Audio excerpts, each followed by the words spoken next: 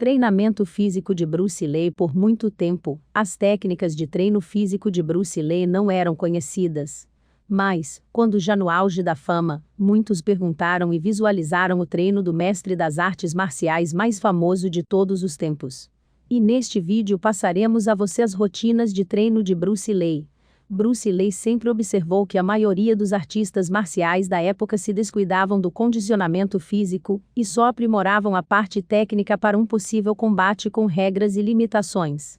Ele pensava diferente da maioria, defendendo o bom condicionamento físico para um lutador marcial, se sair bem num treinamento puxado, e numa competição de luta com regras, ou mesmo num vale-tudo ou situação real de autodefesa, que lhe poderia custar sérias lesões, e até a própria vida. Bruce Lee enxergava as coisas de forma realista e prática, o que não fosse útil para o seu desenvolvimento físico ou progresso como artista marcial ele simplesmente descartava. Em contrapartida, ele pesquisava e procurava aproveitar tudo o que tinha de bom e prático nas mais diversas atividades esportivas e marciais que ele pudesse incorporar em sua rotina de treinamento. Bruce já estava desenvolvendo seu conceito sobre o caminho do punho interceptador ou Jeet Kune Do, e afirmava que a boa forma física era um dos principais elementos a ser considerado dentro de sua concepção sobre artes marciais até então revolucionária. A verdade era que Bruce Lee não parava de se exercitar um minuto sequer, seja comendo, lendo, vendo televisão, etc., o que deveria causar muito incômodo para seus familiares ou amigos que estivessem por perto. Ele era obcecado pela boa forma física e técnica, e esperava estar pronto para alguma situação inesperada, que pudesse colocar à prova seu condicionamento físico ou técnico. Para se preparar de forma satisfatória, ele desenvolveu e incorporou exercícios específicos para o seu tipo físico, já que media por volta de 1,68 e 1,70 metros, e seu peso variava entre 58 a 62 quilogramas. Um dos fatores que mais contribuiu para seu desenvolvimento físico e técnico foram os equipamentos projetados por ele mesmo e confeccionados por seus amigos e alunos, George Lee, mecânico, e James Yin Lee, soldador e exemplo fisiculturista. A rotina diária de treinamento de Bruce Lee começava bem cedo com uma série de exercícios de aquecimento e flexibilidade. Os exercícios iniciais de aquecimento eram leves e fáceis, para soltar os músculos e prepará-los para uma carga mais pesada para evitar lesões musculares. No inverno, Bruce esticava mais o tempo para o aquecimento muscular, por razões óbvias. Os exercícios de flexão, giro total da cintura, exercícios para o estômago e abdômen, elevações e estiramentos de pernas, para ele eram importantes, para criar músculos elásticos e flexíveis, que no seu ponto de vista, são mais importantes do que músculos volumosos, que comprometem a rapidez dos movimentos e reflexos. Para testar se sua musculatura é flexível, basta fazer o body stretch, estiramento de corpo, ou seja, estando em pé e com as pernas juntas, dobre o corpo para trás o quanto puder, a seguir curve-se para frente, até que a cabeça toque os joelhos. Para exercitar a área da cintura, Bruce segurava um bastão sobre os ombros e por trás da cabeça, para alinhar os ombros, e girava o corpo para os lados até 180 graus, sem mover os pés do lugar. Esse exercício é excelente para manter a flexibilidade da cintura. A corrida ao ar livre de 3 a 5 km em média era indispensável para Bruce Lee. Ele afirmava que a corrida era o meio ideal para manter um nível constante de excelência física e uma garantia básica de aptidão para explorações progressivas em outras atividades esportivas. Ele dizia: "Para mim, um dos melhores exercícios para se desenvolver boa forma física é correr. Correr é tão importante que se deve praticá-lo durante toda a vida. A que horas você corre não importa. No início, você deve correr naturalmente, como num cômodo trotar. Depois, gradualmente aumentar a distância e o ritmo, e finalmente incluir arranques para desenvolver seu fôlego." Bruce Lee corria 6 dias por semana, sob sol ou chuva, verão ou inverno, por 6 a 9 quilômetros, fazendo um tempo que variava entre 20 a 30 minutos. Corria subindo ou descendo encostas íngremes, variando o ritmo, passando de passos compassados a passos largos, e a violentos piques, retornando, a seguir, ao ritmo inicial. Corria em zigue-zague, saltava, simulava esquivas, para desenvolver o jogo de pernas, footwork, como geralmente fazem os boxeadores ocidentais e Thai boxers.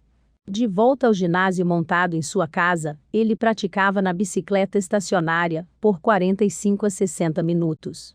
A bicicleta é um bom exercício para dar potência nas pernas, para o fortalecimento das coxas e a musculatura em volta do joelho, além de desenvolver a resistência cardiovascular. Após um intervalo para relaxar e almoçar, retornava para a segunda parte do treino. De volta à carga, costumava pular corda. Um excelente exercício para desenvolver o jogo de pernas, resistência e agilidade nos deslocamentos, sempre nas pontas dos pés, como usualmente fazia Muhammad Ali em seus treinos. A seguir praticava exercícios de flexão, torção total da cintura, exercícios para o abdômen e elevações de pernas, para deixar os músculos elásticos. Apesar de Bruce Lee dizer que não acreditava em chutes altos e plásticos numa luta real, ele tinha capacidade para executá-los, se precisasse, com eficiência e velocidade quase imperceptível. A elasticidade é outro atributo que tem ser desenvolvido dentro da capacidade e conveniência de cada artista marcial. Passava então para os abdominais. Um dos exercícios preferidos de Bruce, para desenvolver seu famoso abdômen, era a prática de impacto com a medicine ball. Um companheiro de treino lançava uma bola de couro e com certo peso contra seu abdômen, estando ele deitado ou em pé. A bola era agarrada somente após o impacto, que era considerável. Geralmente praticava 20 minutos com a medicine ball. O condicionamento do abdômen não pode ser desprezado, suas paredes devem estar ao mesmo tempo fortes e flexíveis, pois são a ponte de conexão entre os membros superiores e inferiores, que devem trabalhar em uníssono, seja para desferir socos e chutes potentes, como também para absorver os golpes desferidos pelo adversário. Bruce Lee costumava dizer: uma das fases mais importantes do combate é a prática de sparring, treino livre de combate, e para praticar sparring, você tem que ser capaz de suportar socos na sua parede abdominal. Os músculos da cintura, estômago e abdômen são um ponto-chave para a execução de outras atividades. Outros tipos de exercícios abdominais praticados por Bruce Lee eram os sit-ups, abdominais usando a barra, o leg raises, o famoso weightlifting bench, usando o impacto do saco pesado, e as flexões de corpo para frente e para trás, dentre outros. Sit-ups, numa prancha inclinada, segura os pés, curva-se os joelhos, e depois coloca-se as mãos atrás da cabeça, levantando o corpo em direção aos pés. Bruce Lee fazia no mínimo 100 repetições. Em seguida coloca-se um halter ou outro tipo de peso atrás do pescoço, e faz-se mais 100 repetições. Outra variação seria o sit-up with twist, onde se levanta o corpo com as mãos atrás da cabeça em direção aos pés, e gira-se para a esquerda e para a direita antes de reclinar-se. Abdominal com barra, pendurado na barra com ambas as mãos, Bruce Lee levantava lentamente as pernas, até que ficavam horizontalmente estendidas, e as mantinham nessa posição o maior tempo possível, sempre tentando bater o tempo de permanência anterior. Hanging leg raises, Bruce deitava-se ao nível do chão, ou numa prancha e puxava lentamente pela região abdominal, levantando a cabeça levemente até poder ver os pés. Com as pernas retas e unidas, levantava-as lentamente o mais alto possível, e abaixava-as lentamente a 1 polegada do chão, ou da prancha, repetindo o processo até atingir o seu limite de resistência. Weightlifting bench, ou dragon flag, num banco longo com 2 suportes ou empunhaduras, que ficam logo atrás da cabeça, Bruce dobrava os braços para trás, erguia todo o corpo em ponte levadiça, pés, pernas, quadris, cintura, costas e cabeça ficavam no ar. A única parte do seu corpo que se apoiava no banco eram as pontas dos omoplatas. Esse exercício é ótimo para a parte inferior das costas. Impacto do saco pesado. Ao golpear o saco com força, deixe que ele volte e atinja seu abdômen, que deve estar enrijecido. Pode-se simplesmente empurrar o saco com as mãos e esperar sua volta numa postura equilibrada, para absorver todo o impacto sem desequilibrar-se. Simultaneamente ao receber o golpe, enrijeça o abdômen e solte bruscamente o ar, como fazem os boxeadores quando atingidos no tronco. flexões do corpo para frente e para trás, sentado numa barra ou num banco, tendo os tornozelos presos ou seguros por alguém. Bruce dobrava seu corpo para trás em direção ao chão, esticando a região abdominal o mais possível, depois voltava para a posição inicial e repetia o movimento. Elevando as pernas em V, Bruce foi flagrado diversas vezes demonstrando esse exercício nos intervalos de suas filmagens. Sentado no chão com as pernas juntas e esticadas, e com os braços e mãos paralelos ao corpo, ele suspendia levemente seu corpo com as duas mãos apoiadas ao chão, elevando simultaneamente e lentamente as suas pernas, ainda juntas e esticadas, quase paralelamente ao seu tronco, formando um V. Ele podia permanecer na posição suspensa por até 30 minutos. Os exercícios isométricos eram também apreciados por Bruce Lee, pois poderiam ser praticados em qualquer lugar e a qualquer hora, já que não requerem equipamento ou técnica especial. A prática consiste em fazer oposição muscular contra um objeto imóvel, como uma parede ou uma grade. Bruce Lee podia ficar empurrando um quadril de ferro em sua casa, com o máximo de sua força, por até 1 hora. Ao tentar empurrar uma parede, por exemplo, você poderá sentir a pressão muscular gerada por todo o corpo em apenas alguns minutos. Bruce teve a ideia de desenvolver uma barra isométrica para treinar em casa. Era uma barra de metal acolchoada no meio, que podia ser adaptada a qualquer altura que quisesse entre duas peças verticais de sua armação. Ele ajustava a barra na altura dos seus ombros e a travava, assim ele ficava sob ela, tendo os ombros e o dorso do pescoço contra a paracolchoada, e a empurrava para cima, elevando os calcanhares. Só nesse processo ele trabalhava os músculos dos ombros, das panturrilhas, das coxas e do estômago. E ainda segurando nas partes laterais não acolchoadas da barra, Bruce pressionava os músculos dos braços para forçá-la para cima. Outro exercício isométrico feito por Bruce Lee consistia em puxar para cima uma barra presa ao chão por uma corrente. Desta forma, com todas essas variações de exercícios isométricos, ele mantinha os chamados instrumentos de ofício, mãos, braços, pés e pernas, dentro do melhor condicionamento possível. Para ele não havia desculpas para não se exercitar, independentemente do lugar em que estivesse. Quanto aos pesos, Bruce Lee não acreditava na utilidade do levantamento de pesos, mas no trabalho com pesos. Ele, como muitos artistas marciais, acreditava que o excesso de trabalho com pesos poderia prejudicar a velocidade ao desferir ou reagir a golpes. Bruce Lee teria desenvolvido assim um programa pessoal para trabalhar diferentes grupos de músculos. Nada de trabalhar peitorais, por exemplo, pois considerava antiestéticos e não necessários para um bom soco. Preferia trabalhar com os antebraços, músculos dos ombros, tríceps, abdômen, os músculos da asa e das coxas, que eram músculos necessários para um soco potente. O trabalho com pesos para Bruce Lee deveria incluir exercícios de velocidade e flexibilidade, como correr e chutar com pesos nos tornozelos, desferir socos com pesos nos pulsos, saltar com halteres de 5 a 15 kg nas mãos. Ao saltar com o uso de trampolim e utilizando os pesos nas mãos, ele ainda desenvolvia elasticidade, flexibilidade, equilíbrio, molejo nas pernas e controle corporal. Ele saltava praticando separação de pernas, como num chute duplo com as pontas dos pés, que o capacitava ainda mais para desferir os seus famosos chutes voadores, frontal ou lateral. Para trabalhar os ombros e parte superior das costas, Bruce não utilizava cargas máximas, apesar de usar cargas consideráveis em séries com velocidade e praticamente sem pausa.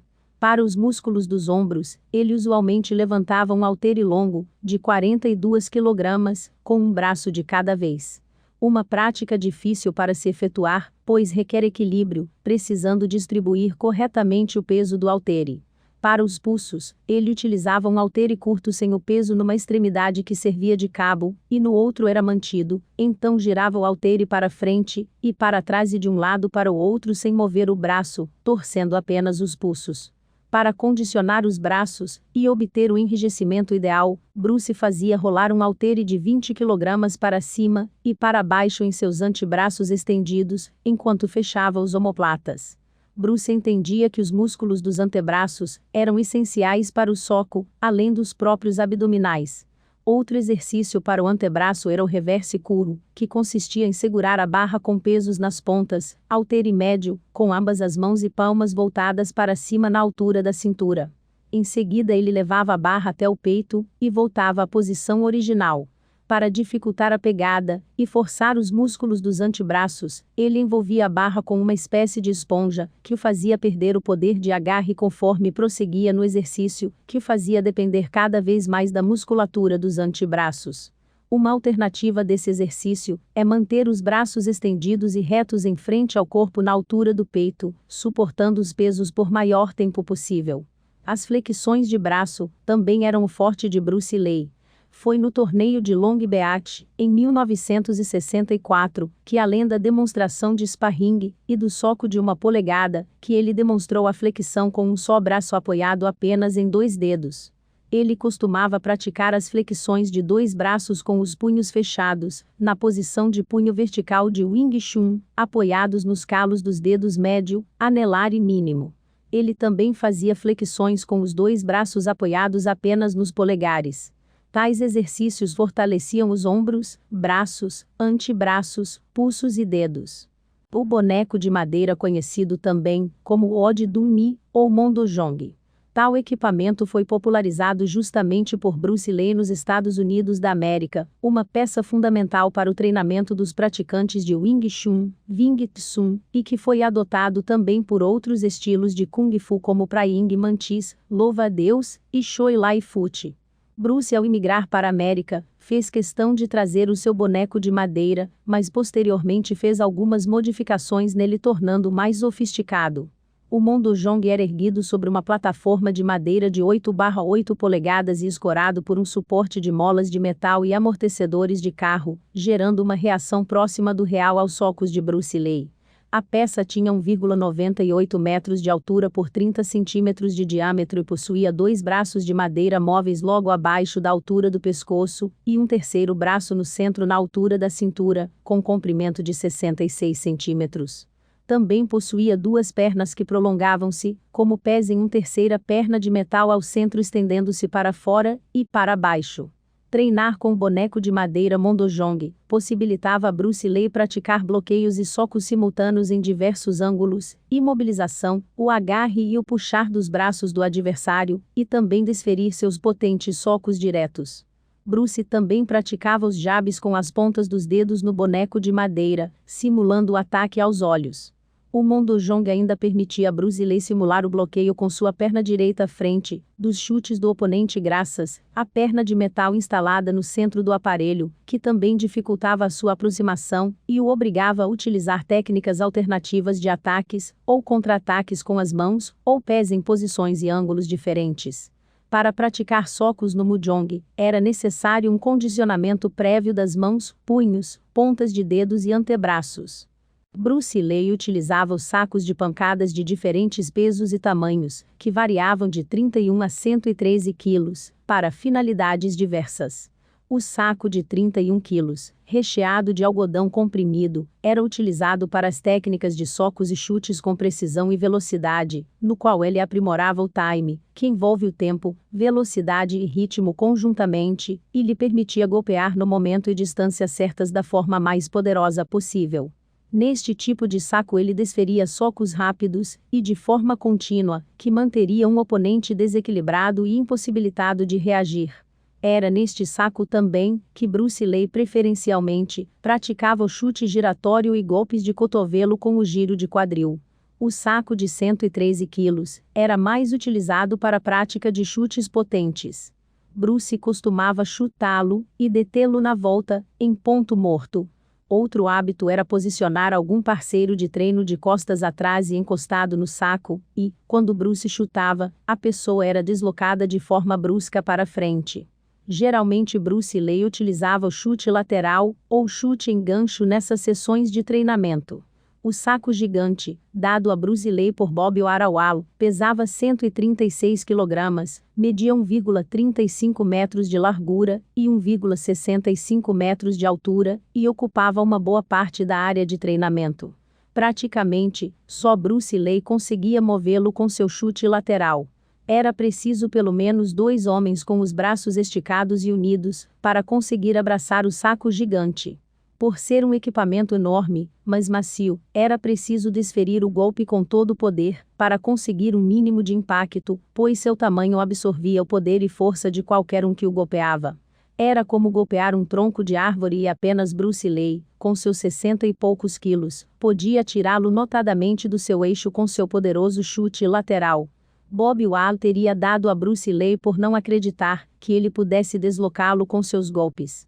Além disso, Bruce teria comentado ironicamente, em certa ocasião, que os sacos que foram presenteados por Bob Wall ao lutador profissional Joe Lewis eram do tamanho de uma criança e que eles deveriam ter confeccionado um equipamento do tamanho de um homem. Bob Wall resolveu então pregar uma peça em Bruce Lee e o presenteou com o saco de 136 kg, contando que ele não teria potência suficiente para mover o imenso equipamento com seus golpes, pois era apenas um peso leve. Bruce Lee ficou surpreendido pelo tamanho do equipamento e o testou pela primeira vez com seu chute lateral, mas desequilibrou-se e caiu, para a satisfação de Bob Wall. Mas no seu íntimo, Bob sabia que era uma questão de tempo para Bruce se adaptar ao saco gigante. Quando Bob Wall retornou à casa de Bruce, constatou que a determinação de um verdadeiro artista marcial pode realizar. Bruce saltou em direção ao saco gigante, que já estava instalado em sua varanda, e desferiu seu melhor chute lateral, fazendo com a estrutura do teto desabasse completamente junto com o gigantesco saco de pancadas. Muitos não acreditam na história, mas o testemunho de lutadores profissionais e respeitáveis como Bob Wall e Joe Lewis, que presenciaram várias vezes Bruce golpeando o equipamento gigantesco, bastaria para acreditar. Bob Wall alegou em entrevista recente que tem filmagens exclusivas de Bruce Lee golpeando o saco de pancadas gigante e estaria negociando para divulgá-las.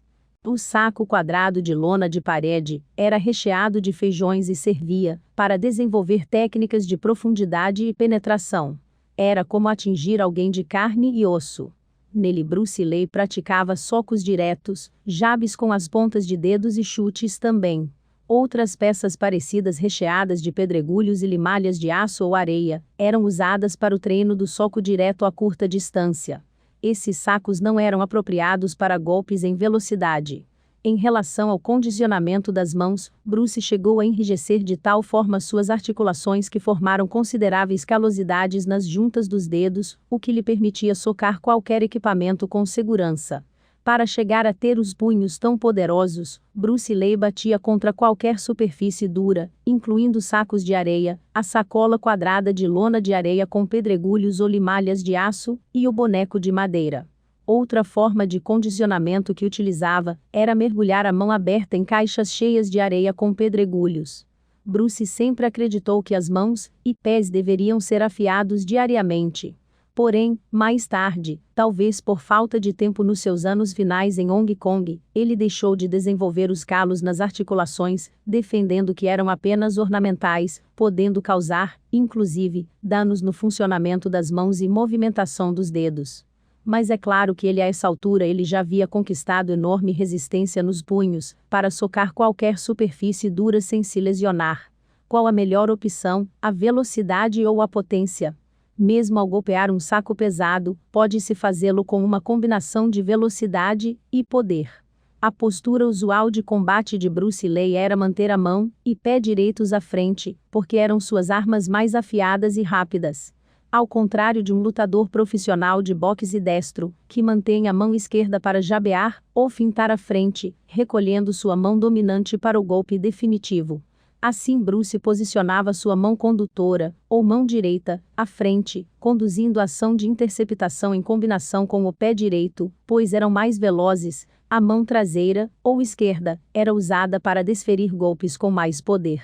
O saco teto-chão, double handbag, conhecido também como antigo saco de velocidade, era considerado por Bruce Lee como um dos principais equipamentos para o desenvolvimento da precisão e velocidade.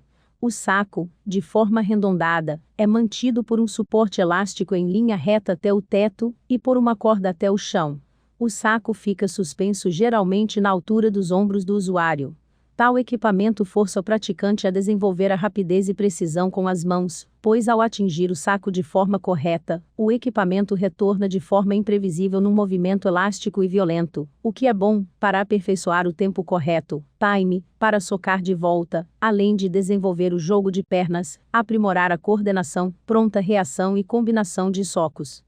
O saco teto-chão deve ser golpeado de forma direta e reta, como se estivesse mirando o nariz de um adversário. Bruce preferia esse tipo antigo ao moderno, ou de plataforma fixa conhecido como pera, speed bag, que funciona apenas para os exercícios rítmicos, não servindo para desenvolver o timing, apesar de trabalhar a resistência de mãos e braços na altura do rosto, que proporciona ao praticante manter a guarda alta.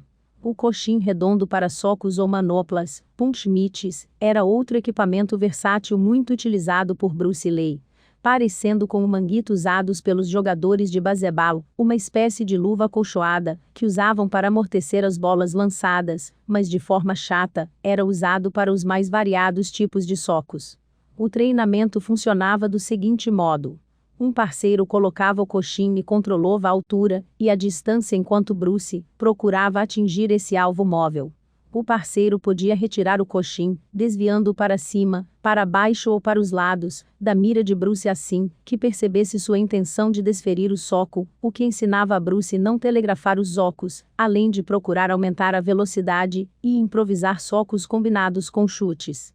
O treinamento com o coxim ainda permitia o desenvolvimento da explosão nos golpes, a mira, a coordenação e o distanciamento correto, fazendo com que o golpe chegasse ao alvo com o máximo de precisão e potência. A luva de focus acolchoada era uma variante do coxim redondo e tornou-se o protótipo de todas as luvas do mercado vistas até hoje em dia. Era muito usada por Bruce Lee para demonstrar o famoso soco de 3 polegadas, quando alguém de muita coragem a segurava firmemente ao peito. O coxim para estocadas era usado por Bruce Lee para o desenvolvimento da rapidez e potência nos jabs sem ferir os dedos. O aparador de socos, de forma retangular, era mais utilizado para desenvolver o poder no soco. As combinações eram efetuadas com potência, mas com pouca mobilidade. A faixa de couro presa nas extremidades servia também para o desenvolvimento da velocidade, penetração e técnica correta ao desferir os jabs com as pontas dos dedos, técnica de ataque aos olhos do adversário. O faixa de couro grosso servia também para condicionar os dedos. A cabeça de boneco com molejo, Bouncing Ad Dummy, era outro excelente equipamento para desenvolver as estocadas, ou jabs com as pontas dos dedos, pois cedia o suficiente quando era atingido, como também era resistente, o suficiente para enrijecer os dedos. Era como uma espécie de cabeça, que cedia para trás ao receber o jab, e depois retornava à posição original. O movimento assemelhava-se ao movimento do pescoço de um adversário que dobrava-se ao ser atingido na cabeça. Tal equipamento era acolchoado e elástico para suportar golpes potentes. O alvo de papel era simplesmente uma folha de papel geralmente com as medidas de 18 por 25 centímetros, suspensa por uma corrente ou corda na altura do rosto. A ação de golpear a folha ajudava a Bruce Lee a desenvolver o movimento de rotação dos quadris, para adquirir ímpeto e velocidade na utilização dos braços e pernas, o que acrescentava mais potência aos golpes de forma considerável. Além disso, ajudava no desenvolvimento do equilíbrio do corpo, na fluidez dos movimentos, na coordenação e controle do peso corporal durante o deslocamento. A folha de papel era usada para desferir jabs com os dedos, socos em gancho, chutes laterais e em gancho, etc.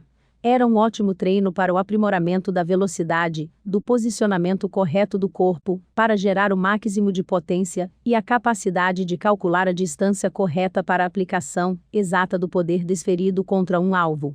Em suma, o treino com o alvo de papel lhe proporcionava uma crescente precisão e explosão para ataque. Bruce declarou certa vez sobre esse treinamento. A teoria é que se você disser a alguém, para desferir com tudo que tem, 100 socos no alvo de papel, a pessoa deferirá 100 socos com tudo que tiver. Mas não o fará na madeira, Mojong, pois depois de 20 socos seus punhos estarão machucados. A razão pela qual treino os alunos a atingirem a folha de papel é diminuir-lhes o temor de atingir algo. Depois, ao praticar na madeira, basta pensar que se trata da folha de papel e fazer do mesmo modo. a coisa se tornará uma reação natural. O praticante conseguirá mais explosividade nos socos e mais penetração, ao treinar com a folha de papel, do que se treinar na madeira. O almofadão de ar era usado para desenvolver a distância apropriada e penetração contra um alvo móvel ou estático. Assim, o parceiro de treino poderia recuar ao perceber o disparo do golpe, ou permanecer parado segurando o almofadão que absorvia a pancada. Com o alvo estático, procurava-se desenvolver o modo correto de desferir o chute e, com o alvo em movimento, procurava-se desenvolver a penetração. Tal treinamento era precioso para ambos parceiros, para quem golpeava e para quem segurava o almofadão. O que chutava aprendia a não telegrafar sua intenção de golpear, e quem recebia o chute aprendia a antecipar o ataque do parceiro recuando. O escudo pesado era uma variante do almofadão de ar, que servia para o mesmo propósito. Podia ser utilizado como alvo estático ou móvel da mesma forma.